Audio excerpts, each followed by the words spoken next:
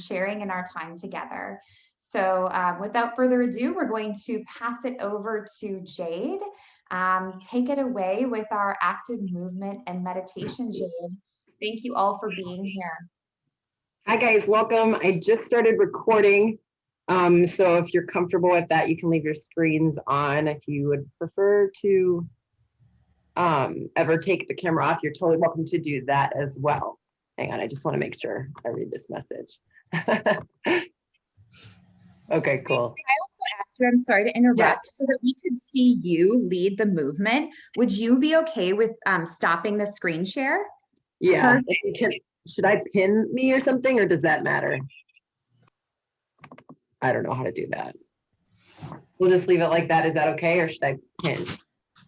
So yes, we can change our view. If you go to the top where all the little squares are, it can change the view, but the default is whoever is talking shows up in the middle. Okay, cool. Thank you guys for your love. Okay, cool. I'm going to invite you to stand. If you don't want to stand, you could sit in a chair, any type of chair, and I can see me, so I'll assume you can see me. And you're just going to start in what feels like a hip's distance of your feet, so they're about 6 to 8 inches apart. Kind of get interested in the floor beneath your feet by wiggling the toes, maybe rocking from left to right foot. And you can change your stride at any time. So I'm going to offer only 4 to 5 movements in this time we have together, but you can adapt or create within that because these are very basic structural positions. The first thing is just going to be to reach your hands up over your head or away from the body in any manner. Yeah, just reach away from the body. Hold this for a moment, just thinking about the whole architecture of yourself, and then just drop the hands back towards the body. Good. Now I'm going to make this a counted thing right away. So reach your hands up over the head or somewhere away from the body for about 3 seconds of count. You're going to hold stationary like a statue for 1 second. And then slowly bring the hands back down to yourself or the earth for a count of about 6. I'm going to count you now. You can add an inhale on the reach up if you want. So you could inhale, reach your hands up and away from the body. 3, 2, 1. Hold like a statue. And then exhale out the mouth or nose for 6, 5, 4, 3, 2, 1. Good, that's it. Let's do it again 3 more times. Inhale, stretch up and away. Maybe you reach behind you if it feels good. Hold for a count of 1. And then exhale, 6, 5, 4, 3, 2, 1. Good, 2 more together. Inhale, stretch away. 3, 2, 1. Active in the fingertips, even the pinky is reaching. Hold, exhale, 6, 5, 4, 3, 2, 1. Wait. 1 more round. Inhale, reach up. 2, 3. Hold your breath. And then exhale. 6, 5, 4, 3, 2, 1. Wait. Good. Close your eyes if comfortable and just get a sense of your feet. Spreading out the toes again.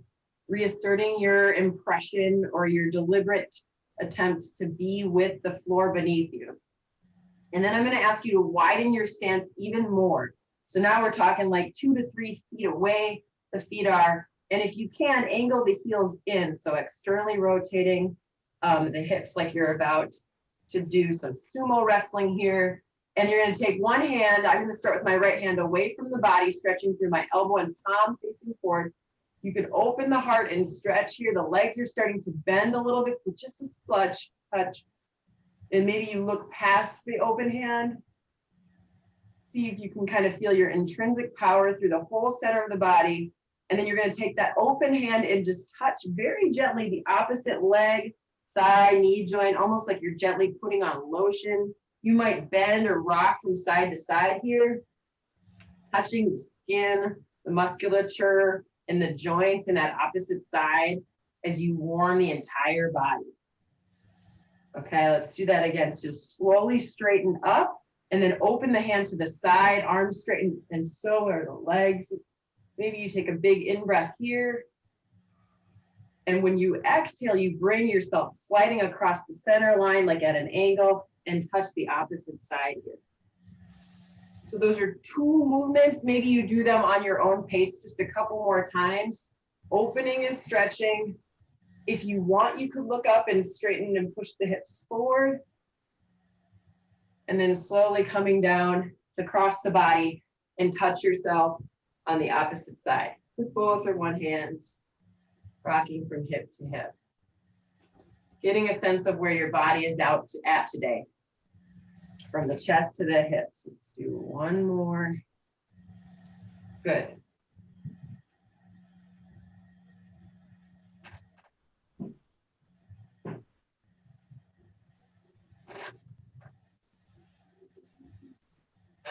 Listening to the feedback of your body and coming back slowly to center. We'll do the opposite side. If you want, you can reestablish your footing once again to find the floor beneath your feet and take the opposite hand away from the body. Maybe gaze moves past it.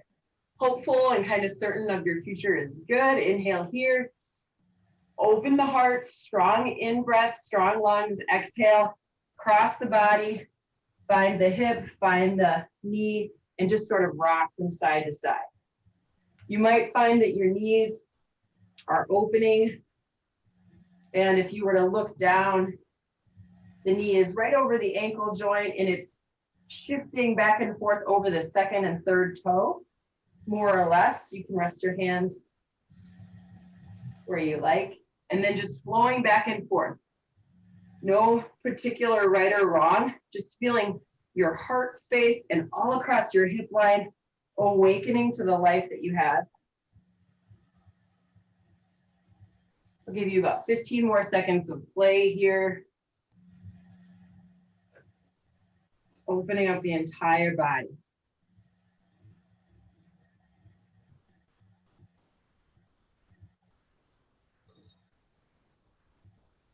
Good work, guys.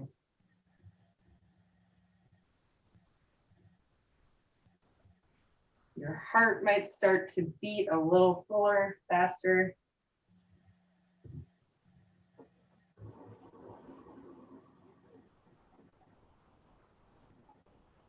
Good.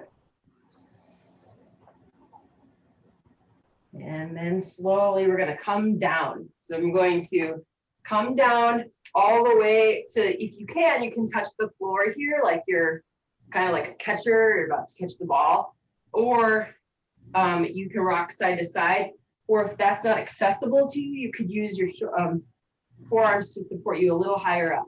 I want to get just a little deeper into the hips, also the ankles, the calves stretch here. This can be quite a bit of a deep stretch, and we're going to be coming down. I'm going to shift this into a guided sort of reflection.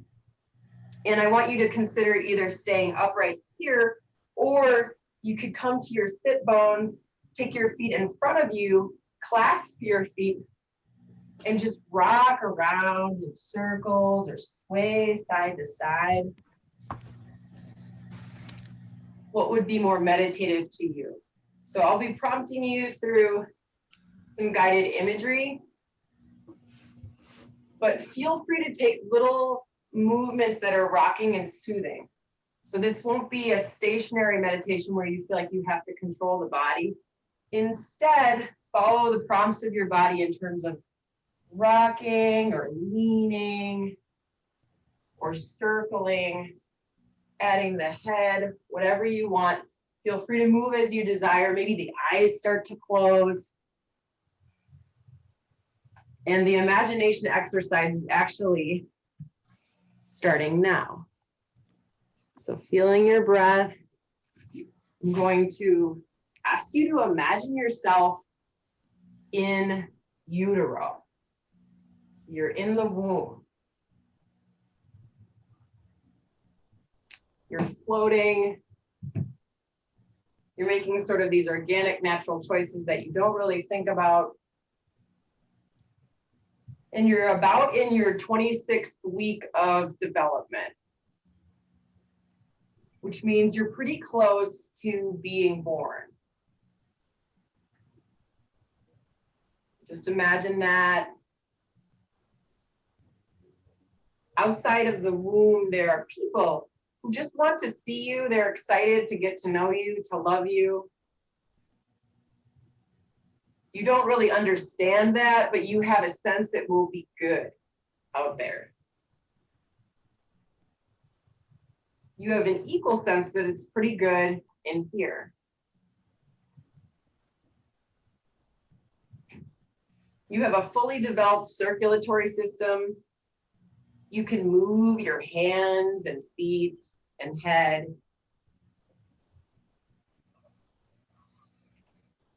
And so you do, being curious, interested, open, but not really expecting anything. You receive oxygen and will continue to get oxygen from your umbilical vein, and you're born. You're at ease, content.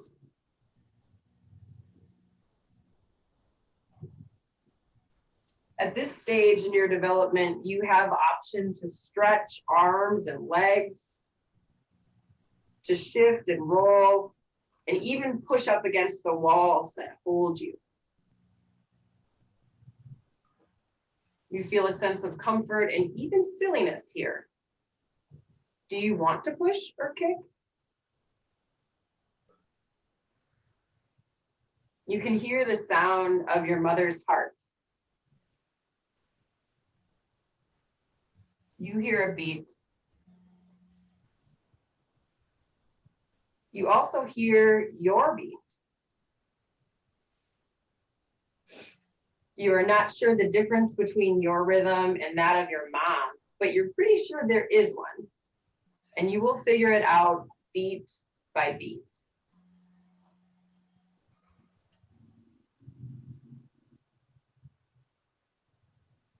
Notice if your environment is dark or light, has color or texture. At this phase in your development, you have eyes that are working and can discern and orient towards light or away from it. Just notice how you respond to the basics of your world.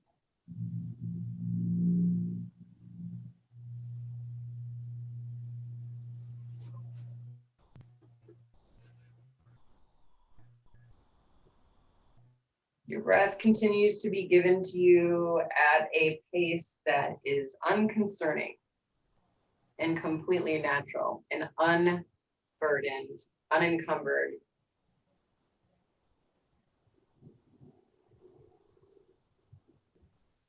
Finally, consider your spine. Your spine will work to develop for many years after birth. You will need help with understanding how your head weight works for about 2 or 3 months, maybe more. And then many months later, you'll figure out how to sit up and will adapt to do many other activities. Because your spine and the rhythm of you and your life will help you as you go.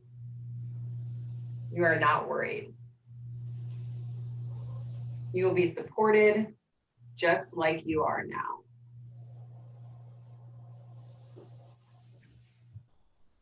So now bringing yourself back to the adult body that you have and asking yourself the prompt question of, can we bring that spirit of curiosity and interdependence on the words that will come to us next and the words that we have for each other and the body's reaction to this practice, to the next hour or so.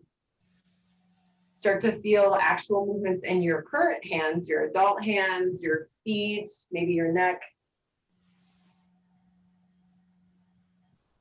And then set yourself up in a body position that feels comfortable, natural, and receptive.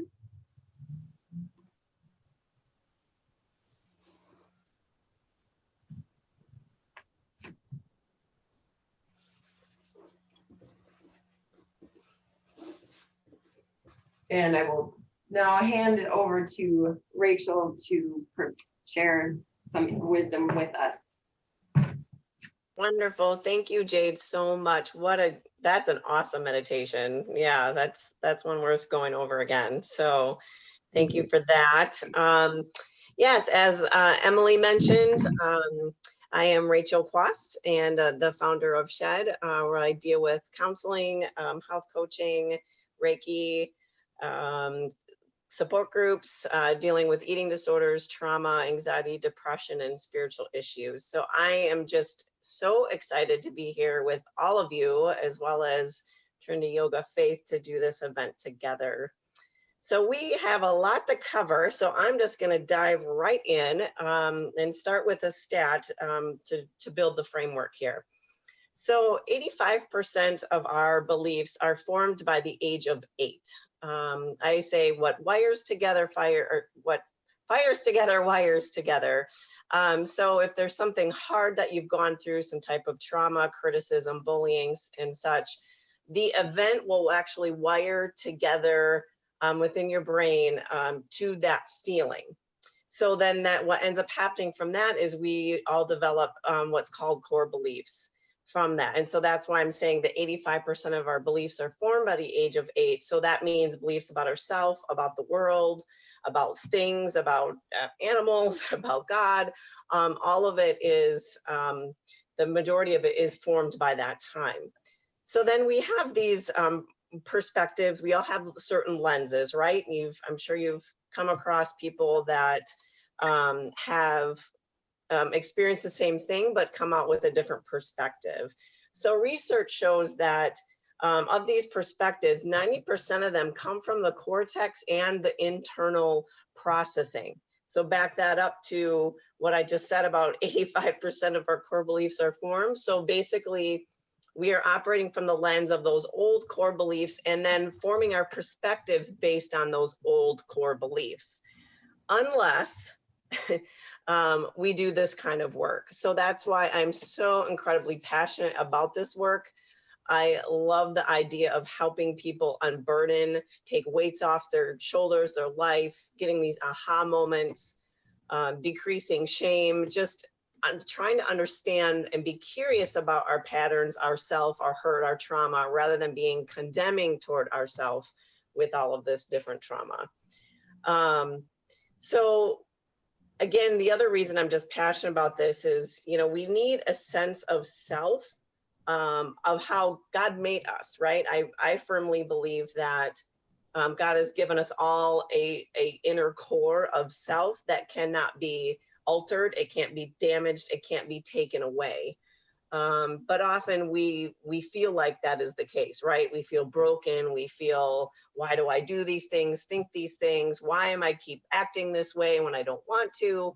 But my viewpoint is that we are unburdening those things, not getting ourself back, because self never left, ever. It's always there. I believe, God in his divine wisdom just knew, he's creator, right? So he knows how to keep that core.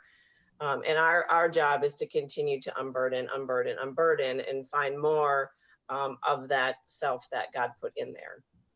So that is part of the love of the work that I do with others, and personally too. I may share some things of my own history, but it's a work that I love to do for others, but I continually and probably will never stop doing for myself.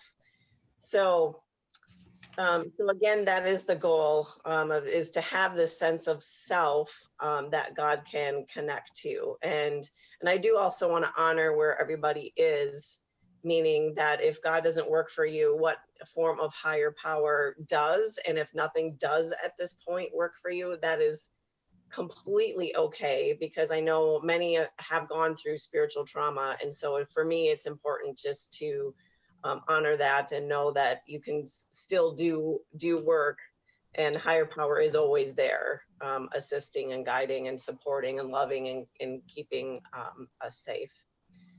So in that, we do that work to where we have to do the process and the walking, and higher power or God empowers that process. So there is a part on our side that is important to do, and also pretty hard to do, but it's definitely worth it.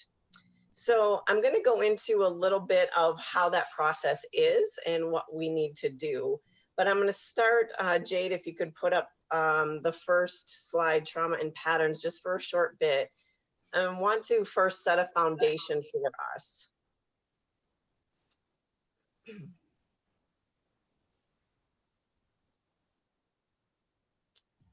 It's the chart. There we are. Perfect.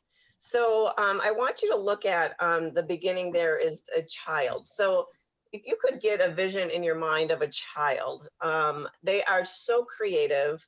They are confident. They are definitely very pleased, curious, forgiving little individuals. And we often look at them and marvel, right? And, oh, I used to be like that. But again, speaking toward that divine self within that God gave us that can't go away, that is how we were all born. We were all born good, and again, in divine's image. So we all have those traits within us.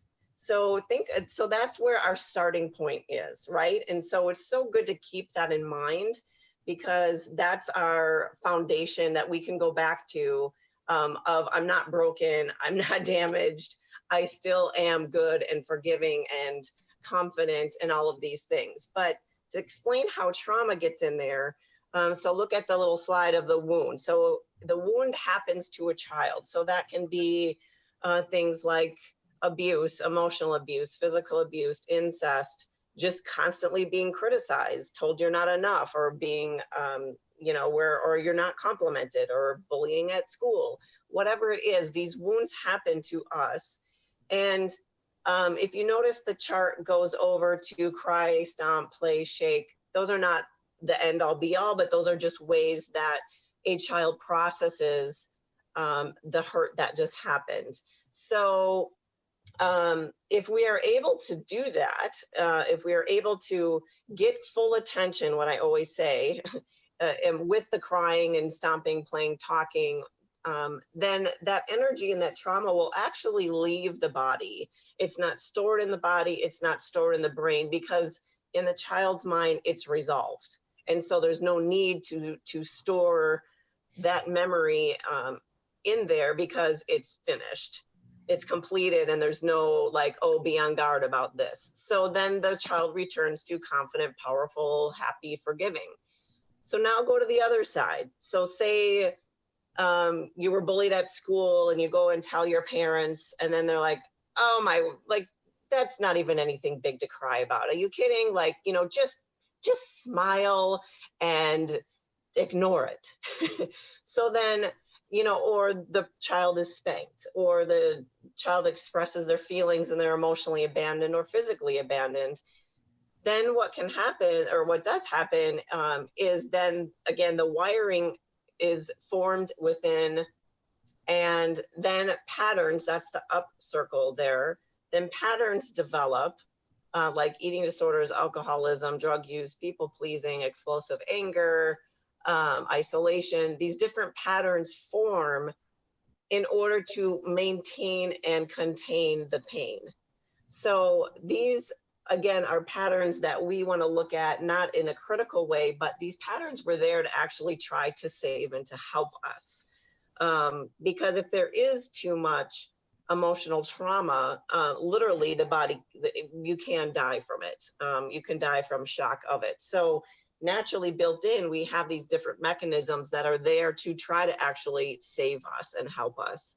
But then our job is to look at it and go, hey, does this work for me anymore? Is this functioning for me?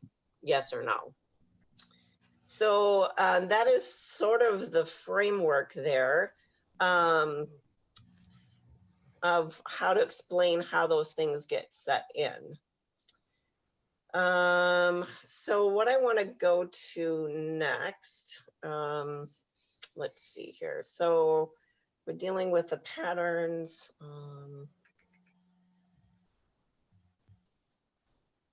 Okay, so Jade, you can take that slide down, and then we'll just continue a little bit more and then go into some different things.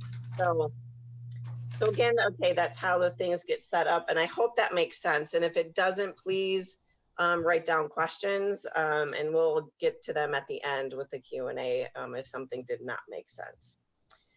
There is one thing I do want to address, though, because often what I see when working with people is there's often these comments of, yeah, but I wasn't abused, or yeah, but I wasn't raped, or yeah, but, you know, why do I have these problems?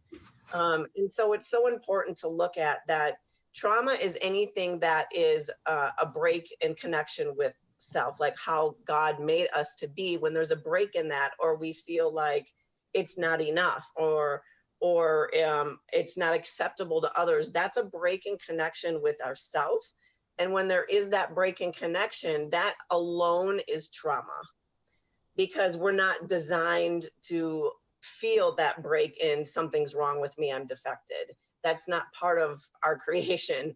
And so when we are developing these patterns to try to hide that, then that's where that trauma is actually formed. And then we have these patterns to try to hide, right? We put on these masks of, I'm always happy, or I don't have problems, or you know, I'm the person that's always angry, or I'm the person that will always help you, or I'm the person that is the strong one, or whatever mask we put on. We put on these images to others because we're trying to keep ourselves safe. That's really the core, is like we remember the trauma, we remember the hurt, and our brain registers don't ever get there again, don't expose that again, don't be that again, because it creates unsafety, damage, bullying, criticism, abandonment. And so we develop these false sense of selves to portray to the world that we think others are going to like and accept. And some of them in our world are very acceptable, like workaholism, climbing the ladder, being a CEO. You know, there's these different patterns that people have that society goes, that's awesome, that's good, you're going to get rewarded for this. And then there's others that society goes, bad, get rid of, damaging. So, you know, like addiction, or,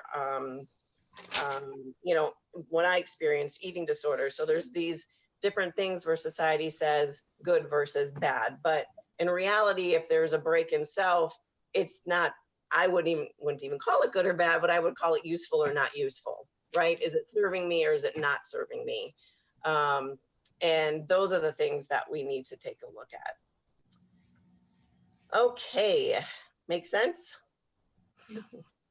Okay, so part of the purpose of the pattern, like I mentioned, is to try to deal with that. So we want to look at different ways that, let's see here, let's look at time. We want to look at different ways that we can find these patterns.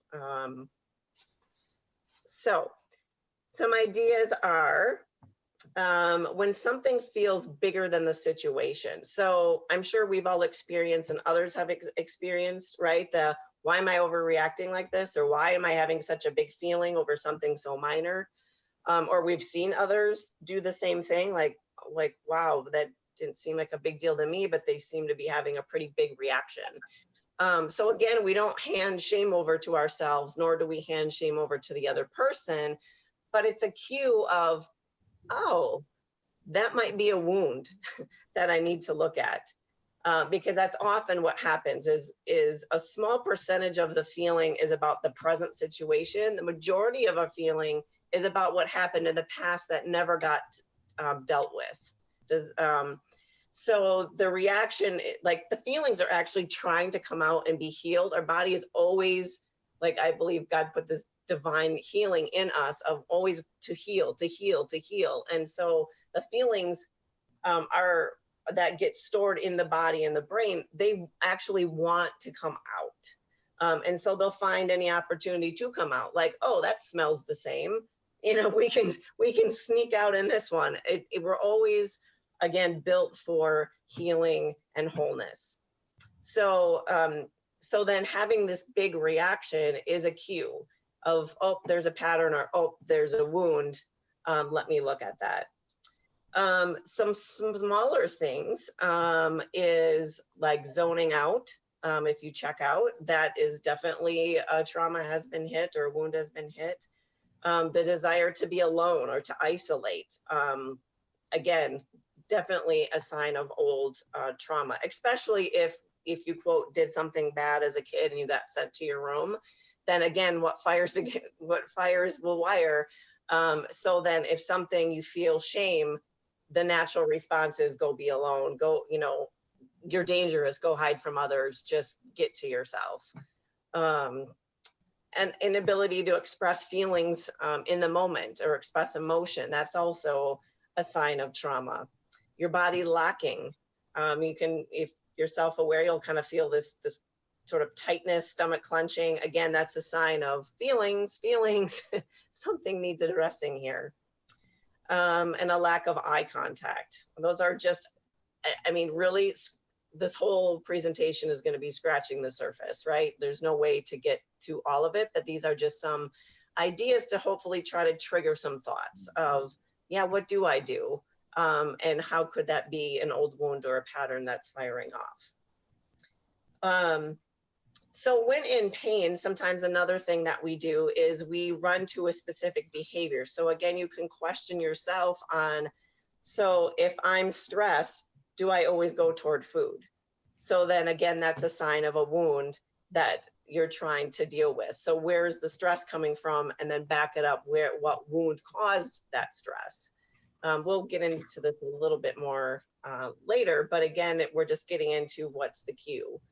Often what I see in my office is fear will provoke restricting or just pure refusing food to oneself in a way to try to calm the fear, to try to deaden the fear, to kill the fear, to just numb out to all feelings because there's overstimulation going on. Or feeling of being not enough. There's patterns people jump into of needing to be need to be perfect. Perfectionism runs really high in our society. And again, it's one of those things that gets rewarded. So it's an easy one to slip into as well. Again, those are just some of the ideas to try to tip some of that off. Jade, if you could go put up the psychological needs slide, that would be great.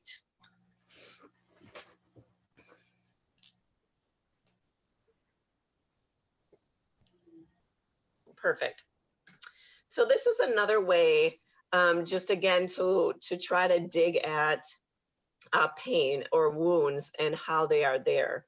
So these slides will be offered to you at the end of the presentation, as well as if you want, we can email those to you as well, so you can take some more time to kind of dig into this.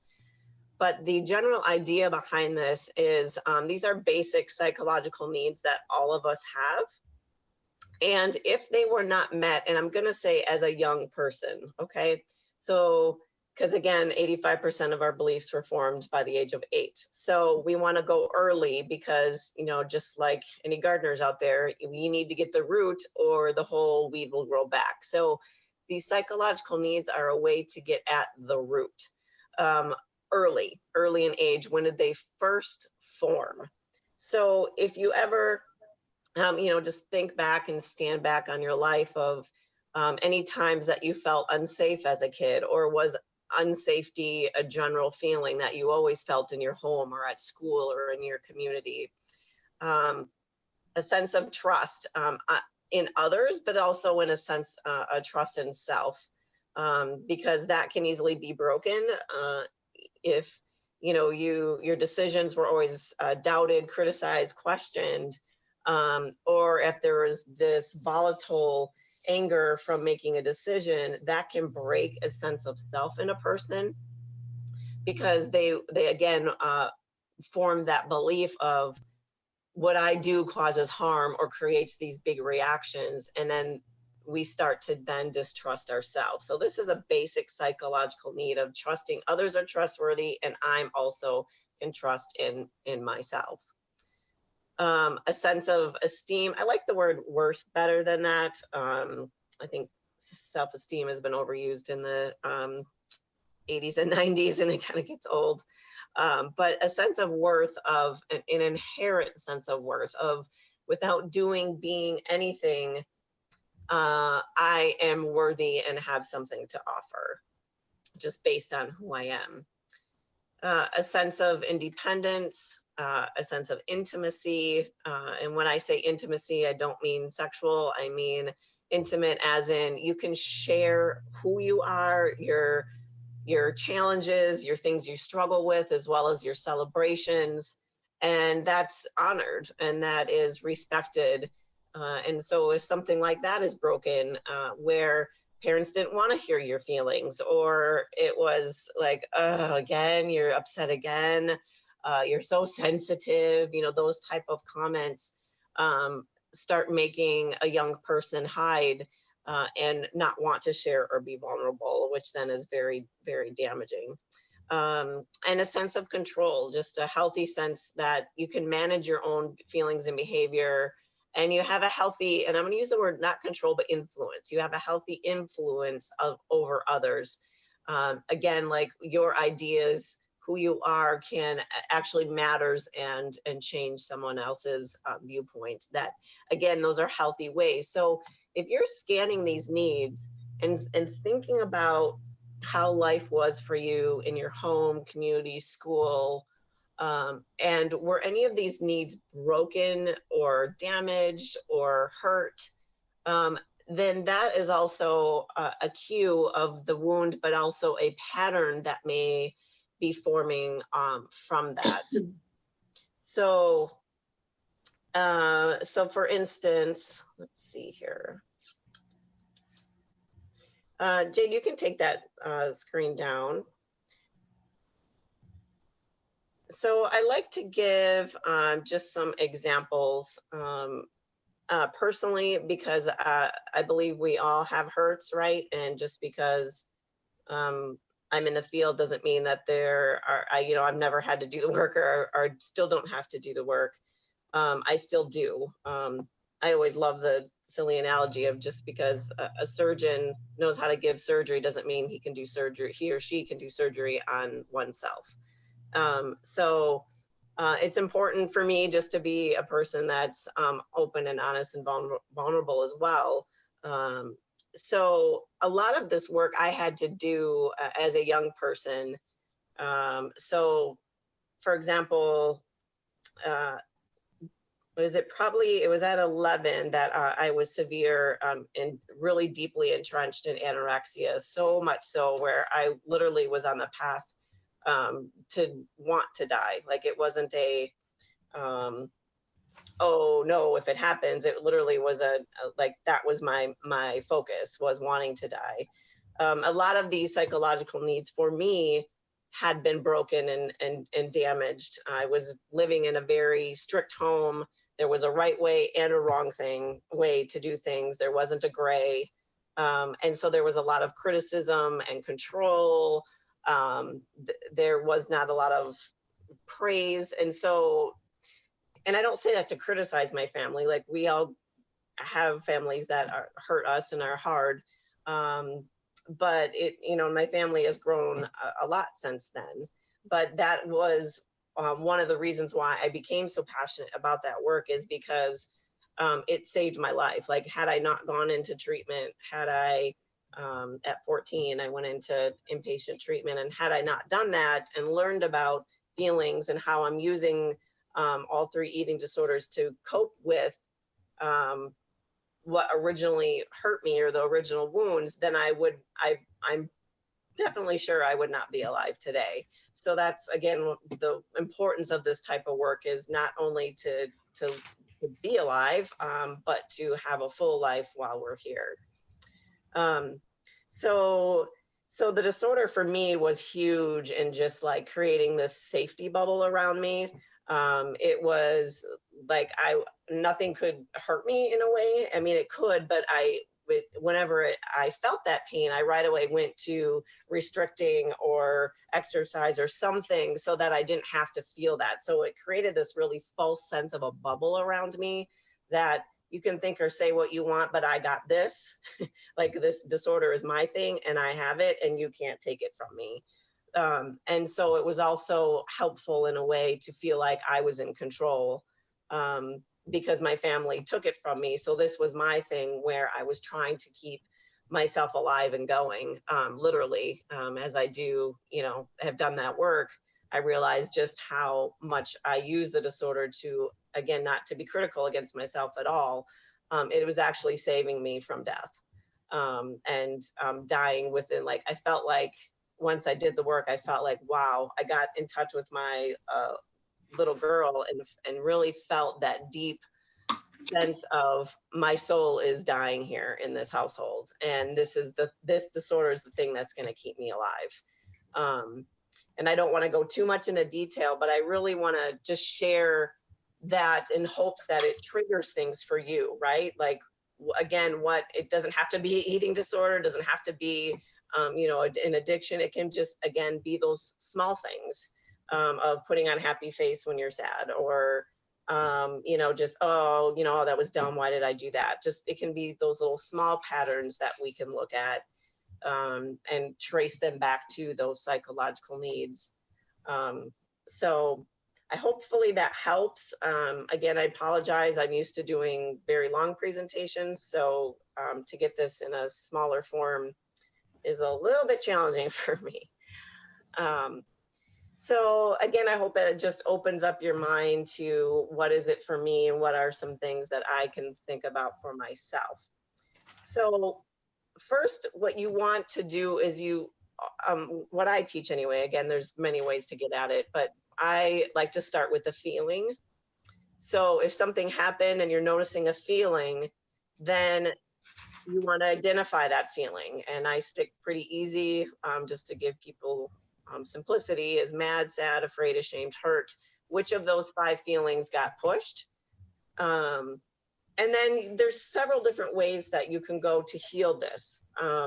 So again, I'm just giving overbroad, quick ideas, and then we're going to do just a brief little 5-minute meditation to walk you through something. So one of those things to do is go, oh, what just happened? I have a feeling something got pushed. The question to ask yourself is, what does that remind me of? And the more you do that, like, I'm pretty quick now going to label, like, oh, that got hit and that reminded me of my dad. Okay, that's an old thing. What can I do to work through this present thing? So what did that remind me of? Who did that remind me of? And then that's a way to get in touch with either a part of you that was wounded, or the other phrases I use is that little girl or that little boy that got wounded. And what does he or she have to say about that? What age did he or she experience that? And giving time for that little one to talk. Because again, if we go back to that chart, right? If we didn't get to talk at the age we got wounded, that little girl or boy still needs to talk. He or she still needs to say something, because often what we do as adults, and this is where we get stuck, is we apply our adult mind to the wound and go, that's silly. I shouldn't be upset about that. Why am I acting like this? Logically, I can look at this and say A, B, C, but that's not where the wound got laid in, right? Our adult didn't experience it initially. So we have to let the little one talk in order for that feeling and that wound and trauma to exit out of the body and the brain. So you give this space for him or her without judgment, with so much compassion and understanding, that the little one needed in the first place, right? So what was that like for you? And what did you want to say to that person that said that to you? Or what are you needing right now? Is there something you're needing from me as the adult? a form of reparenting to do is adult you talking to the little one, but give that little one a voice, and kind of separate what happened a little bit from yourself so that you can give him or her space to talk. So that's one way. Does that make sense, everyone? Okay, great. So that's one way to get at it. Another way to get at it is to isolate that feeling. So that would be seen as like a part of you, right? So the part of you that wants to emotionally eat over something, or the feeling that's going on, that's a part of you that's going on. So then you want to talk to that piece. So a way to get at that then is, again, you start with the feeling. Where is that feeling in my body? Does that feeling, I'm going to go a little slower here with these, but does that feeling, is there an image to it? So say the feeling is sad. Does that, like, and the sadness is resonating, we'll say it's in the chakra dealing with connection, right? So it's in the chest. Is there an image that's laying in your chest? And sometimes people see colors, they see an image, they see nothing. So there's just different ways, but if there is an image or color or sound there, what is that? And again, this is a part I'm going to walk through with you to do on your own, but I just want to explain it first. So then you would let the feeling or that part have a voice. So does that sadness have a voice? Does sadness want to say something? And then oftentimes what happens in this is, like, people will start emoting, which is good. We want, again, feelings are energy. We want the energy out. Or life stories and events will start coming up. And then that's where I know to go to that life story, because that's the old thing that got hit, was that event, the bullying, the time your mom said, like, oh, you look ugly, why are you wearing that, or whatever happened. That feeling will often draw back to an event, and then we work with the event. So does the feeling or that part want to say something, and to whom does it want to say it to?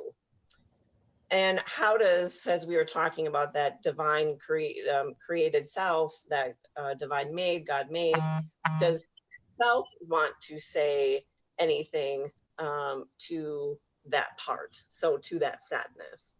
Or it's a great way to bring in higher power or God is, once that image is there, or that feeling is there, and then the event comes up, you're sitting there with, say, again, mom, with that criticism. What does higher power or God come in, and what does God say to that? Say you were 8. What does God say to that 8-year-old and what your mom just said? Bring in the spirit and God into it. And sometimes people get great healing that way is also. Just so many ways to get at this, which is awesome. So I apologize for the quickness, but I'm hoping that I can have you guys find something yourself. So if you choose to, you don't have to, you can mute me if you don't want to do this exercise, or you can choose to do this quick 5-minute with me. And so if you choose to do that, I just want to invite you to get your feet grounded, get your body grounded. So however it is, sit in a place where you feel connected to chair, connected to ground, connected to earth. And then take 3, if you're willing, just 3 big breaths. And big meaning chest goes out, diaphragm comes out, and society tells us to suck our belly in, but you got to push the belly out to breathe deep. So chest, diaphragm, belly out, and do that 3 times as deep as you can to where you're completely filled up with air.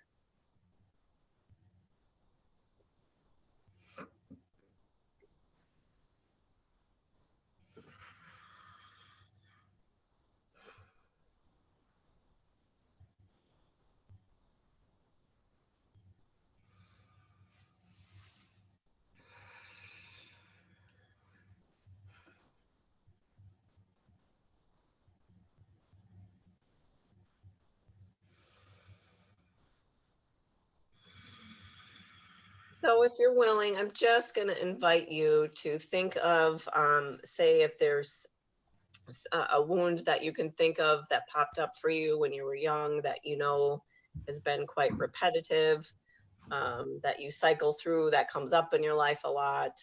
Pick that, or pick a feeling. Is there a feeling that you feel like's been coming up a lot that you would like to deal with?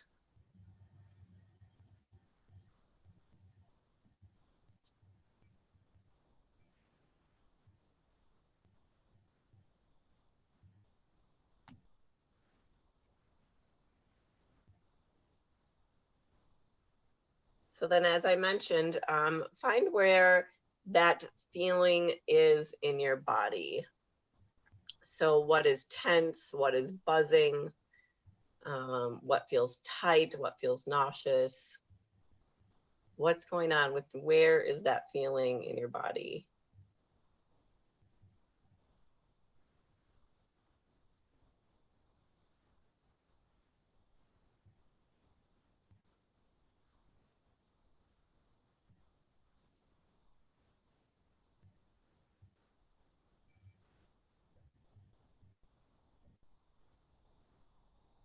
Does that image, or I'm sorry, does that feeling have an image, a sound, color?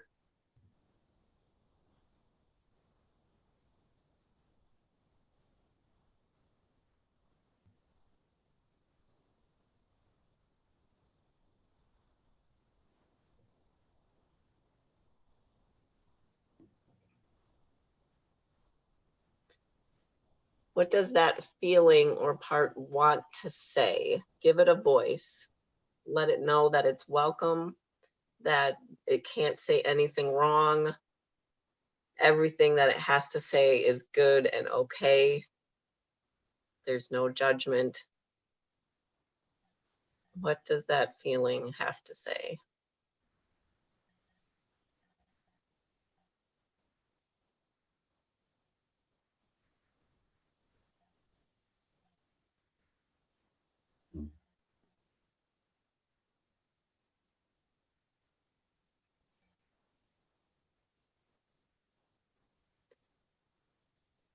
Who does it want to say it to? Is there an event or an experience that's popping up in your head? Who does that feeling want to say it to?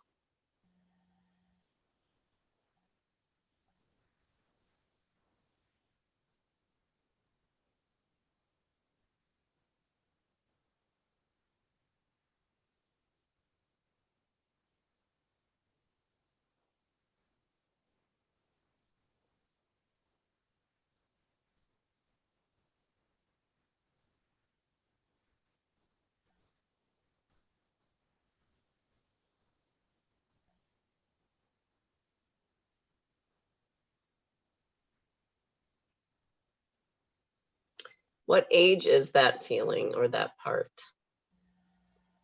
Does the age pop in to your head? Do you see a certain age of yourself in reference to that feeling?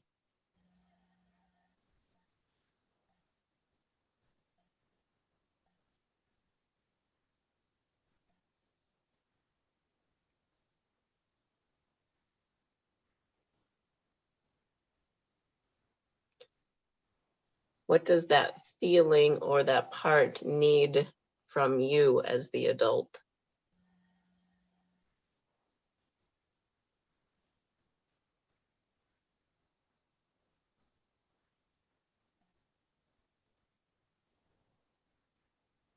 Does it need a hug? Does it need to know that you're not going to abandon it too, like others did? Does it need affirmation? Does it need to know that you're going to keep it safe from harmful people? What does that part or that feeling need?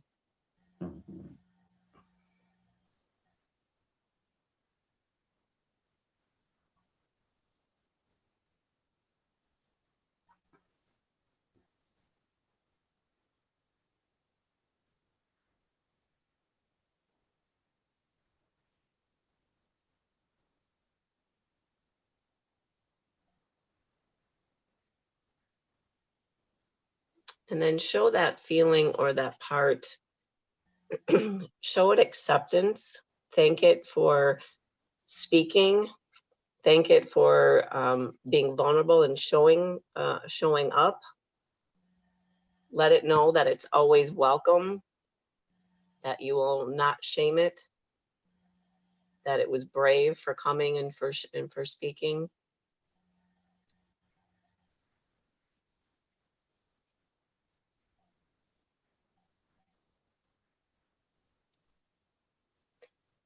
Let it know that it's welcome, and unlike it may have felt in the past, that it's okay.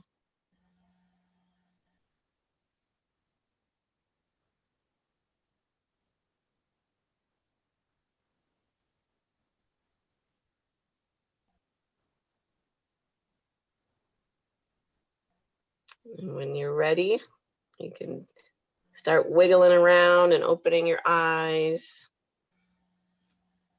Take your time. If you're in the middle of a process, feel free to stay there.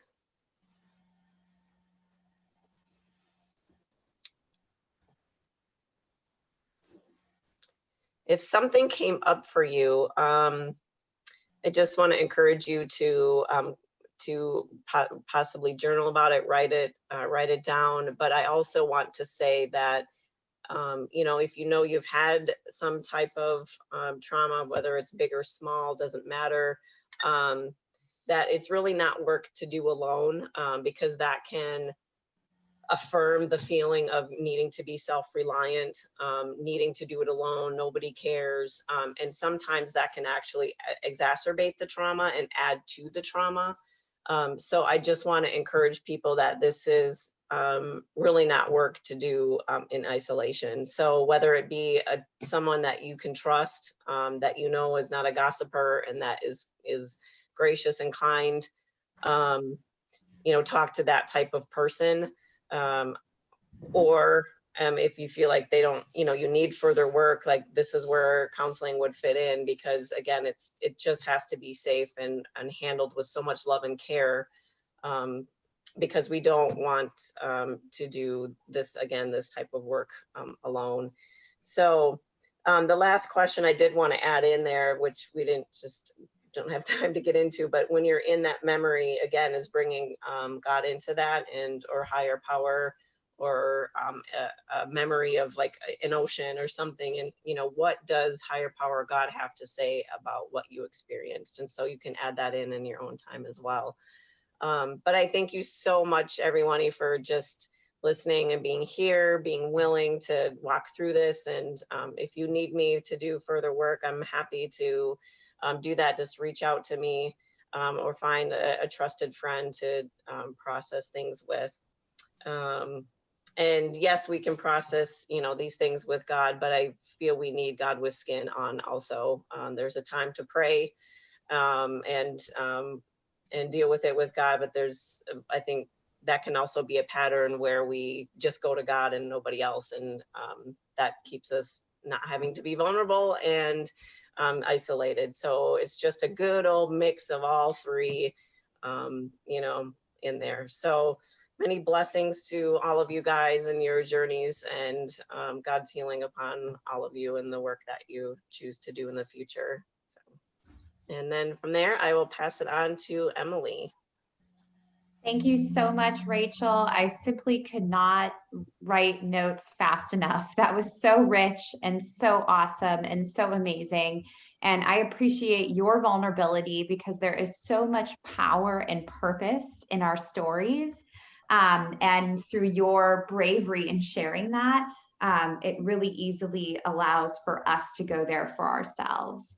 And I love that you so beautifully created some foundation for us to start going into those places and start the self-healing process. I loved your framework. So thank you so much. For all of you who are still on this call, if you are in a place where you are feeling like something just sat with you and you want to take this time to process, do what Rachel said, continue in prayer, continue in journaling, whatever you want to use this time for.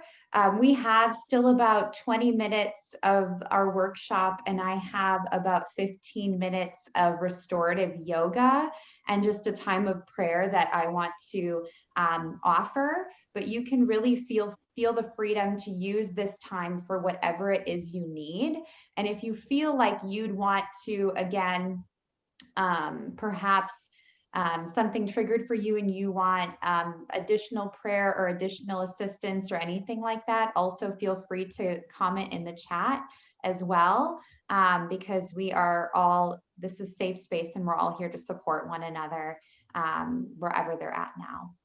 So we just did a huge bout of sitting. So now I invite you into a standing position where we'll begin some more of our restorative movement and practice.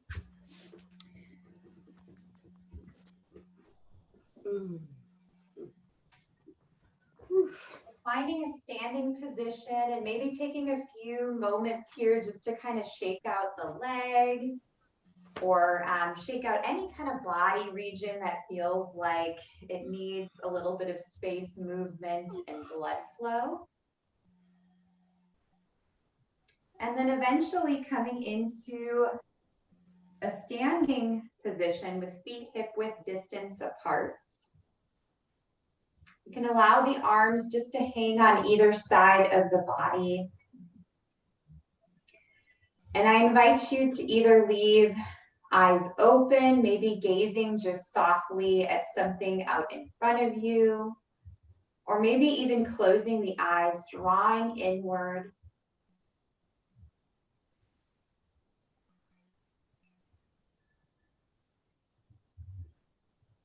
Tuning into the body and just noticing how you feel after just our time here together this morning.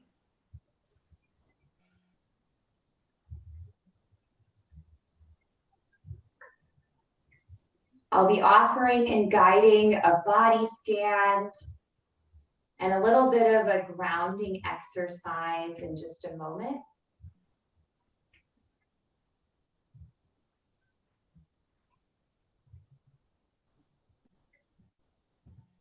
I'll be guiding your awareness to various parts of the body and inviting you to either release or activate different parts.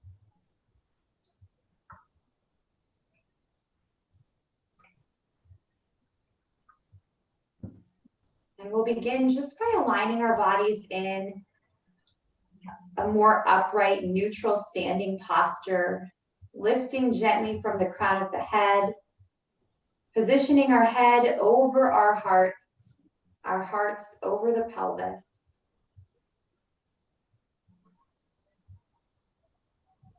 Bringing awareness to the forehead and releasing anything we're holding within this part of the body.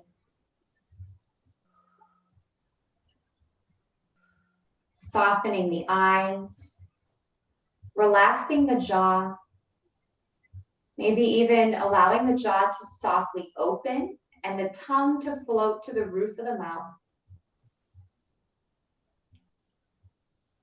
Releasing shoulders away from the ears, opening through the heart.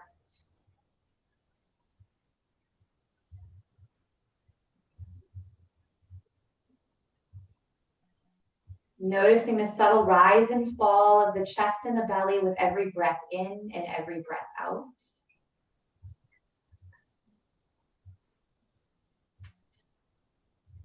Drifting our awareness down to the legs and activating the muscles of the thighs, gently inviting the knees into a little bit more of extension, but not fully locking out through the joints. Just activating so that we can feel a little bit more grounded and rooted through the legs. And then I invite you to find your center of balance by gently raising up onto your toes and then shifting weight back onto the heels, lifting the toes up off the ground. Sequencing through that a few times until you can find yourself in a place where your feet Feel grounded and rooted. And returning to stillness here.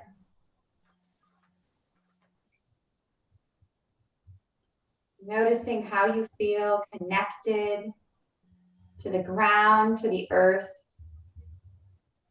And maybe even noticing the energy between each one of us here on this call.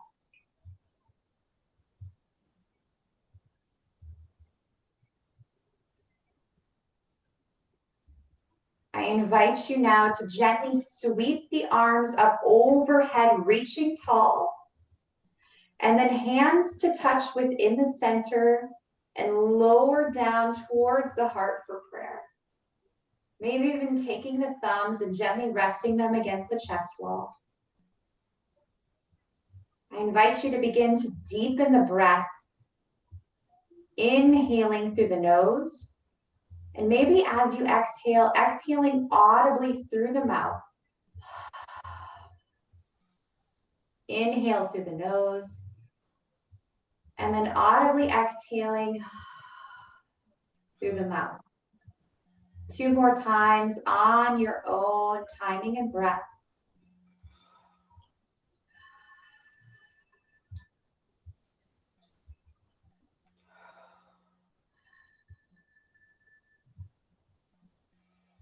And then slowly releasing the hands away from the chest wall. I invite you now to engage the abdominals and begin to bend forward from the waist. Coming into a forward fold, releasing the hands to the earth, tucking the chin in towards the chest and allowing the head to hang. Taking a moment to feel the blood rush to the head. Feeling a deep stretch into the back body, into the back of the legs. Maybe you hang here in stillness. Maybe you bend the elbows, grasping for opposite arms. And experimenting, if you'd like, with some gentle movement. Maybe rocking side to side here from the torso, or even shaking the head left and right, up and down. Whatever serves you here in this moment, here in this time.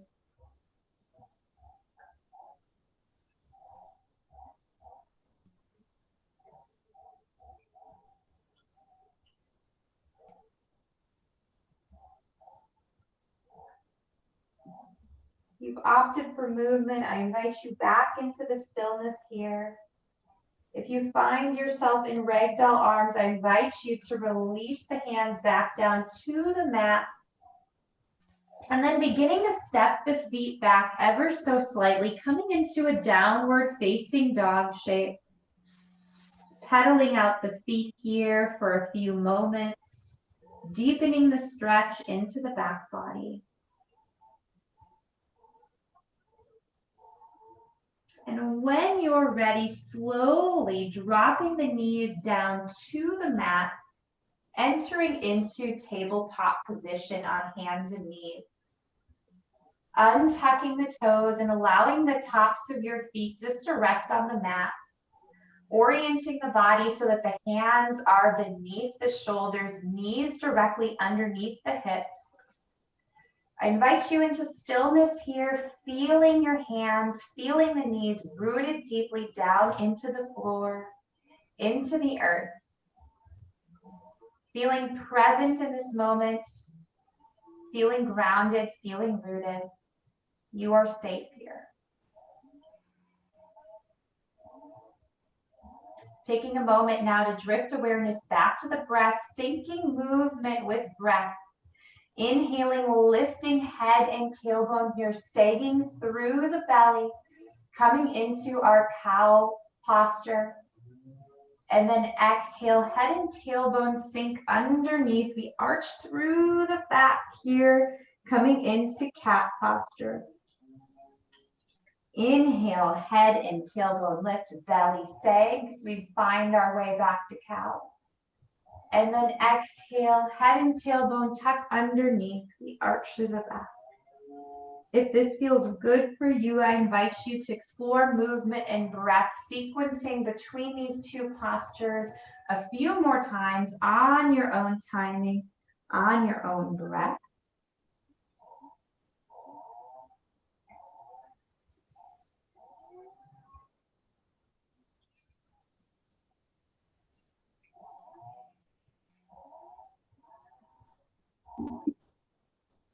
Slowly, when you feel ready, returning to neutral tabletop and gently sending the hips back towards the heels, entering into child's form.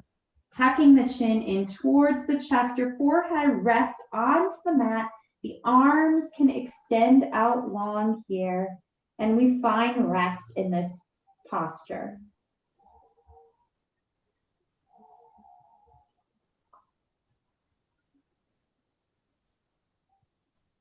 Maybe you return your attention towards the breath, deepening the breath here.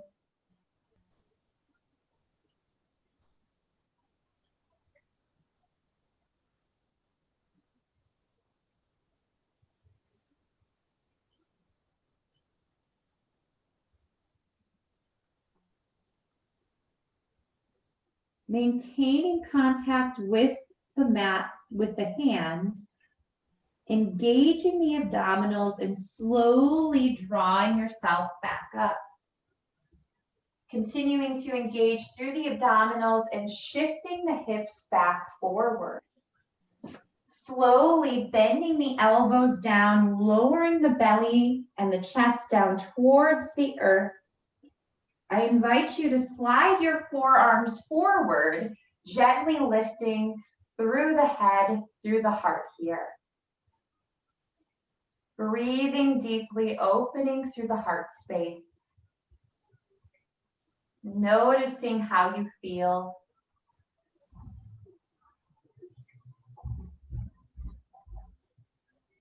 Maybe bringing awareness to the contact with the floor that's occurring between your hands, at your belly, your hips, your legs, the tops of your feet. Or maybe bringing awareness to the body and how it feels as you breathe in and open through the heart and the chest.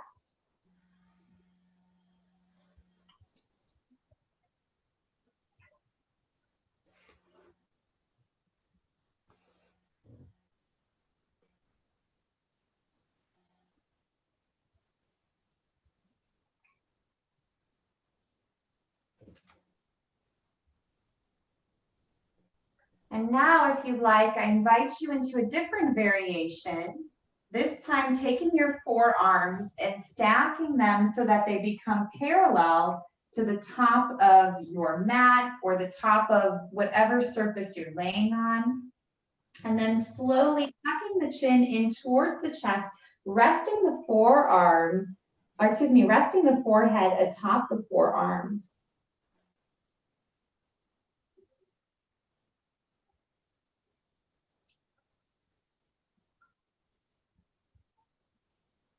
Finding rest here.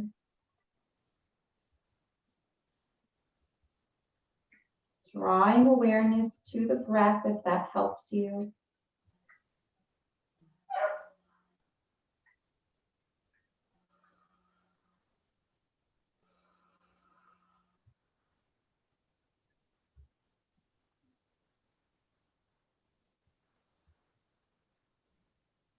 And then slowly from this position, bending the knees here and beginning to gently windshield wiper the legs side to side.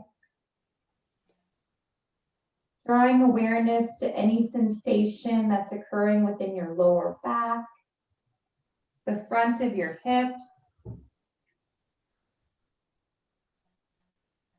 the tops of the thighs.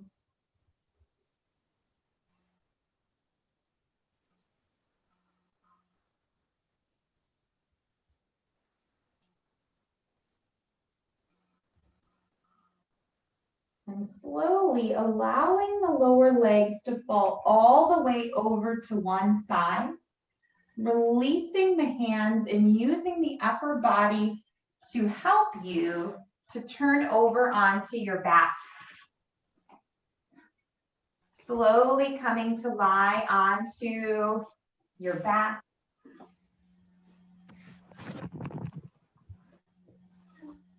And it's here that I now invite you to draw both knees in towards the chest. rocking side to side, massaging the lower back.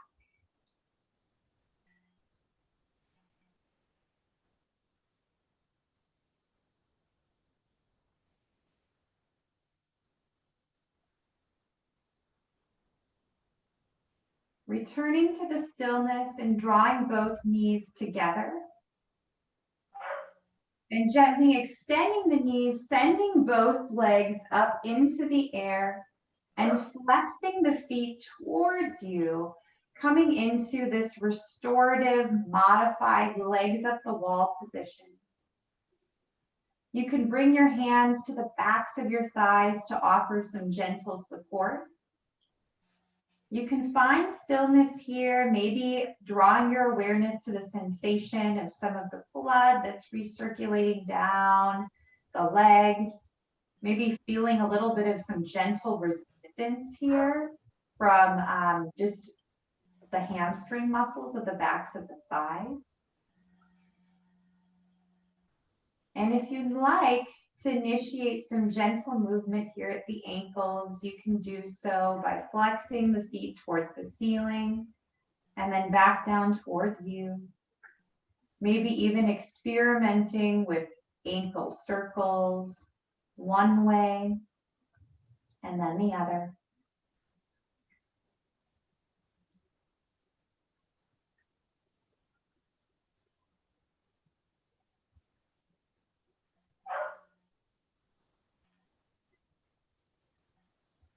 If you've opted for movement, I invite you back to the stillness here. And then slowly, ever so slowly, bending the knees and returning the feet back to the mat. Our knees remain bent here, but I invite you to heel toe the feet so that the knees are a little bit wider than hip width distance apart. Our arms can come out to either side into a T, and we'll windshield wiper the knees side to side, stretching into the hips and into the lower back.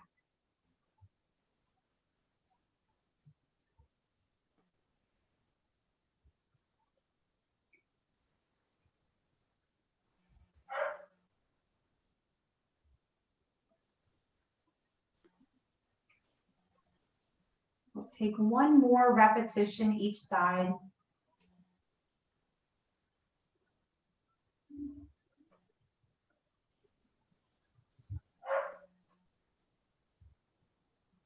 And then returning to stillness, you can heel toe the feet so that the knees are now hip width distance apart. The arms can return to either side of the body.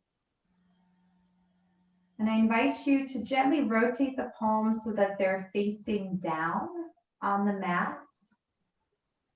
We'll engage the abdominals, drawing belly in towards the spine. We'll gently lift the hips up, coming into bridge pose here, lifting the hips up high. And then slowly, ever so slowly, releasing back down.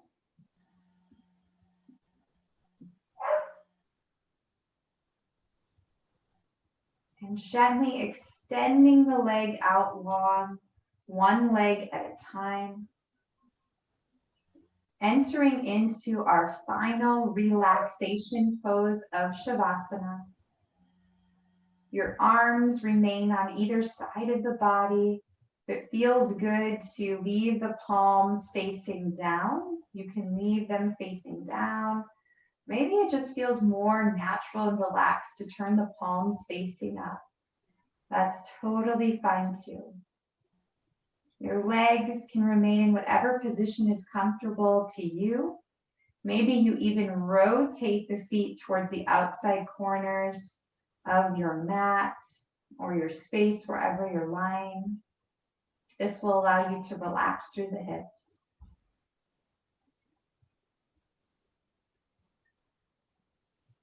If you haven't already, maybe you close the eyes, drawing your awareness back inward, entering into this new, perhaps calm, quiet, still space of the body.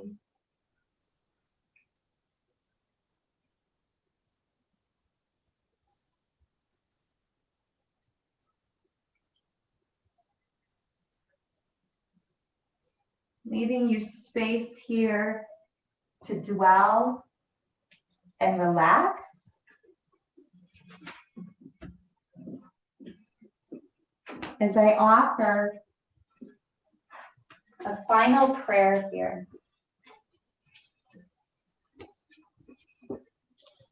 And this is a prayer that is based off a scripture reading of Philippians chapter 4, verses 4 through 6.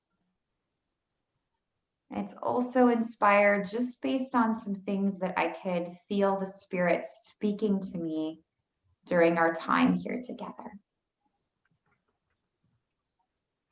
And I could feel the Spirit speaking to me and stating that it's okay to feel exactly how we feel.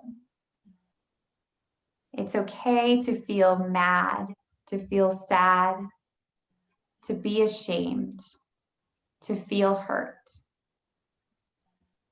But could we let God into this? In every situation that we experience these feelings, would we turn to prayer and make our requests known to God? In doing so, God, would you empower our healing process? Would you restore our safety? Would you restore our trust? Would you restore our self-esteem and our worth, that we could have the freedom to be just who you created us to be? Would you restore our independence and our free will? Would you create safe places for intimacy and connection with you and others?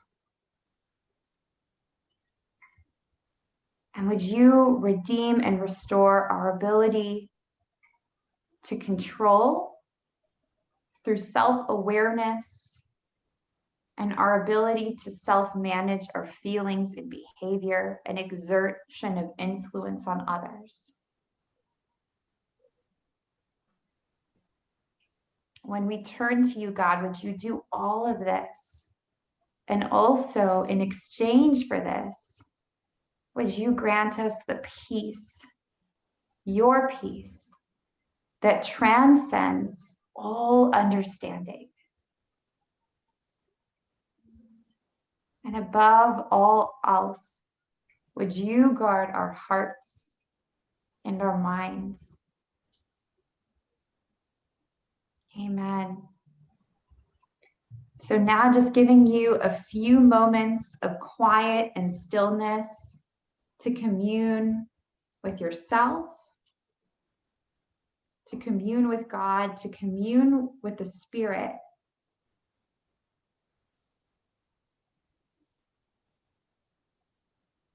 You are safe, you are loved, you are held here in this moment, in this space. What is it that you have to say? And what is it that God has to say to you? Leaving about a minute, minute and a half for you to dwell in this space here now.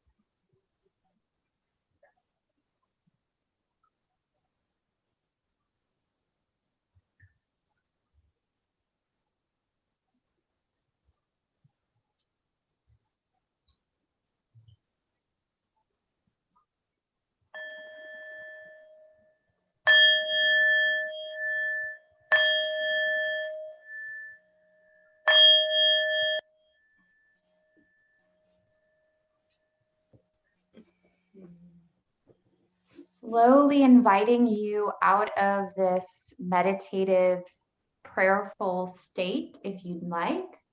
Otherwise, if you find yourself at a good moment where you just want some extended time to commune with yourself, with God, with the Spirit, wherever you find yourself, you have freedom to do so now. But I just wanted to alert you that we have come to the end of our workshop time here. And now what we would like to do is just kind of open it up for a time of sharing, for a time of questions, whatever it is anybody would like to use this time and space for. We're here. So feel free to unmute and share, or stay in whatever state you currently find yourself in. This is your time, your space, your moment, and we are here to be of support to you.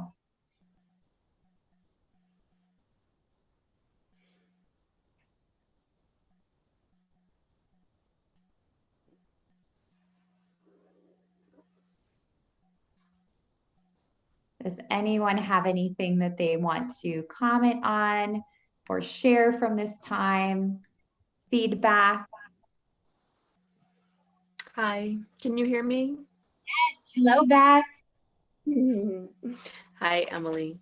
Well, of course, I had no idea what this was going to be really about and, the format. I really appreciate the questions, why am I overreacting?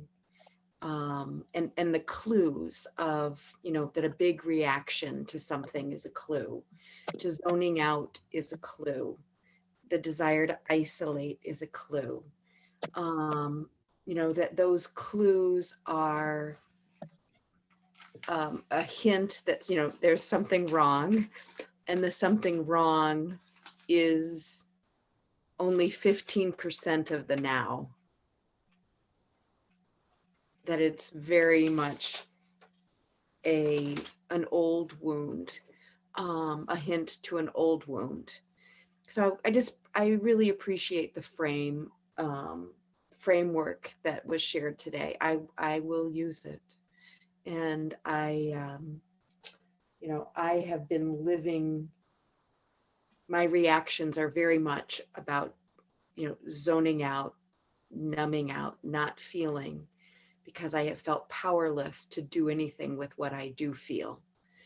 And that has caused great havoc within my body and within myself, and the result in my life. So I really appreciate the work that was presented today. Thank you. Yeah, absolutely. I just want to honor your bravery and sharing, and honestly, bravery and just taking some of that in, because even that takes a lot of strength, right? Just to even say, oh, wow, this is how I've been dealing with it. So even that takes a lot of strength and bravery. So I just want to honor that in you, because sometimes when we're wounded, we feel, like you said, powerless, right? So yeah. I thank you for sharing that. And I had another thought, but I forgot it. But it's okay. That's okay. Yeah, thank you for your work and sharing it today. Absolutely, my pleasure.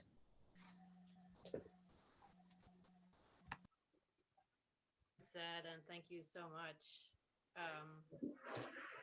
for just the workshop, the meditations, Rachel, just the things that you went through with us. I only can imagine how difficult it was for you to narrow it down to such a short period of time.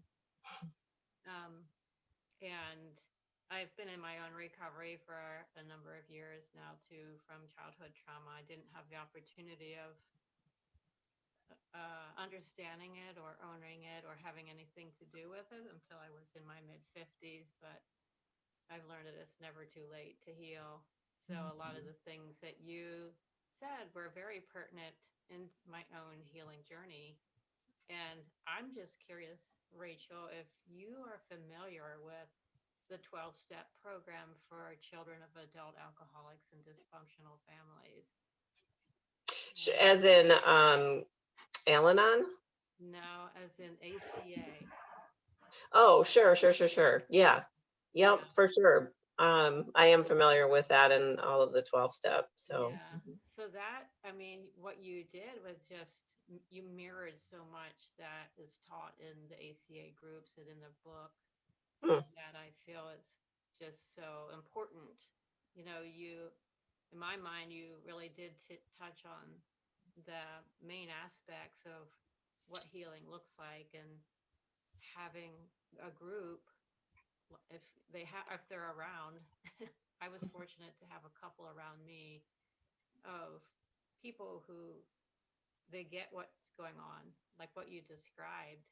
And so that whole point of isolation and staying out of isolation, it was really helpful for me to have a group that kept me from isolating in my healing. So thank you for your encouragement about all of that. Yeah, you're welcome. I'm not so familiar with ACA as in developing stuff around it. It was from other trainings I've had. So it's really cool that it does mirror. Yeah. Yeah, so I've heard more about Al-Anon. I don't know if they're, but that's more of what I'm more familiar with than ACA. But yeah, it's, I think what you said as far as it's important to have a group, and that is vital. I know for my recovery, when I went in treatment at 14, lifesaver, like absolute, was a huge piece of my recovery. So a group is very powerful. Mhm.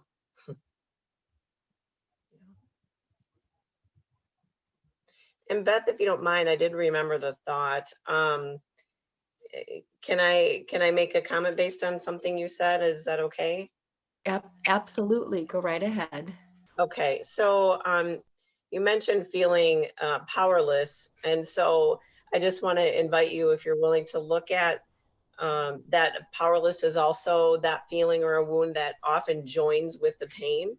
So it's interesting that what I've found in practice is that it's not just the feeling that comes with it. It's feelings with like a bubble of beliefs that circle it. You remember those maps that we did as kids, right? Those thought maps. Like there's an idea and then put all these brainstorm ideas around it. That's kind of how I see feelings, is like there's the feeling and then there's these spring of beliefs that surround it that keep it locked in its place. And powerlessness is one of those that does. Because when we experience, say, the trauma or the hurt, we also experienced possibly a family system that did not allow you to go out of the system and get help. And so that feeling of being trapped within the family system, the dynamics when a part of our so smart, intuitive little self knows like something's not right here. But then gaslighting and all these different things happen to keep it locked in place. And then we assume, well, I'm powerless, and it must be me that's wrong. And so those are some beliefs that often surround the feeling. And so I guess my invitation is to get at not only the wound, but how did the powerlessness get set in too? And where is that in your body, and do the whole same process with that. So powerlessness, feeling alone, are some really biggies that travel with it. Thank you.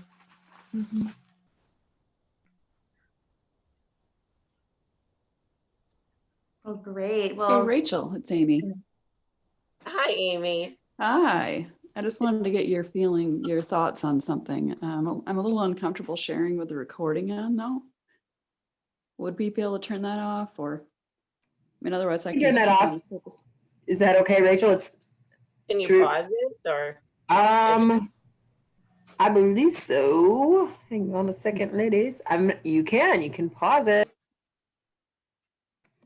what Just does the been group recording back does on. the group have anything else? I want everyone to feel like they've had a sufficient amount of time to share. And yeah, this is safe space, and we encourage and appreciate vulnerability. So if anyone has anything else they'd like to share or add, feel free. Otherwise, yeah, we can certainly wrap things up. And we also, like, we're going to put our contact information on here. Please know that anyone can reach out to us at any time. We want to contact people to assist and just be a positive support to you in any way. So Jade had Rachel's information up there. And then this is Trinity Yoga Faith's information. We're going to be leading more virtual as well as in-person yoga and meditation events. And the best way to kind of keep in contact with the rest of our stuff is via our website and our social media.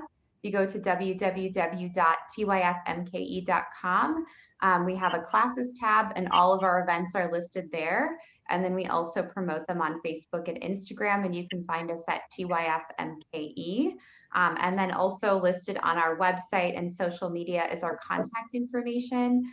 We would love to hear back from you, just any feedback you would have, or if you're in need of reaching out or asking for prayer, we are certainly here for you to support you in any way.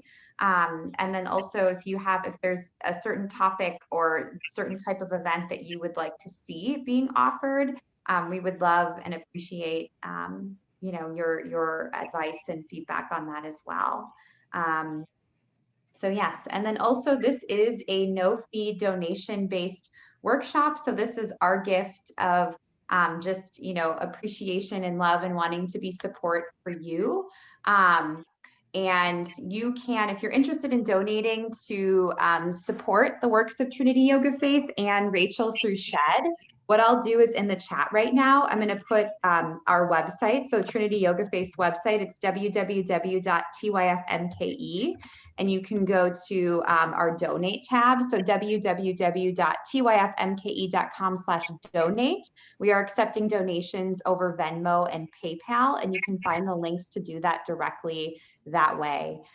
So we thank you for attending this, and we thank you for supporting us if you feel led and called to do so.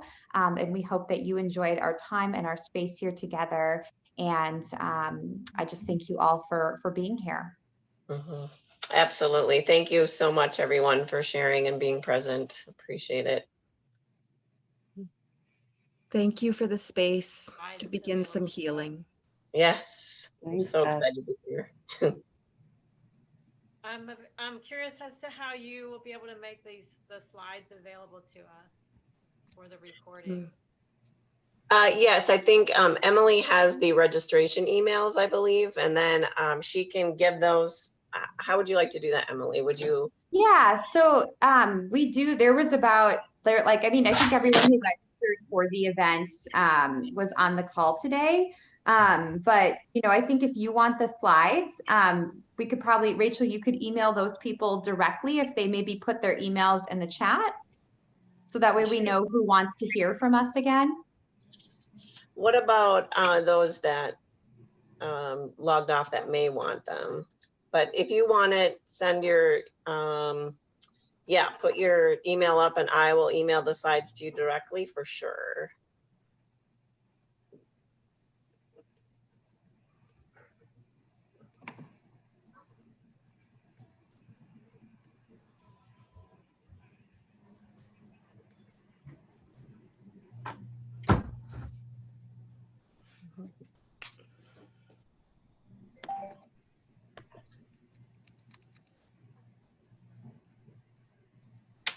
I'm going to sign off, but thank you, ladies, so much for doing this. Thanks and for for putting this on. coming. God bless you. Yeah, you bet. Hi, Dana. Thank you for being on the call today. It was a pleasure. Thank you. Thanks, ladies. Bye-bye. Bye. Bye, Bob the dog. Good dog. What does Bill have to say? Did he, Bill says he loves everybody. And that's a good attitude. he is just here to give love and healing and joy and mouth to mouth. Oh, he is a ham. I just love him. Yes. Amy, I can drop off Bill for you anytime. I'd love to go for a walk with the two of you. Absolutely. We're down like all the time. Bill heard that and he's going to be taking you up on that. That is so It's like, I funny. heard the W word. Yes. Yeah. I thank you for sharing, Amy. I have been thinking of you and thinking of you a lot, actually. You've been on my heart. And I just want you to know that I personally am here for you. I would love to spend time and go for a walk and do all of that kind of stuff with you. If you ever are up for it, just please reach out to me. Sounds good. Thank you. Should I go ahead and stop recording, guys, and close this out? Thanks, everybody. Yeah. Okay. Thank you, everyone. Blessings.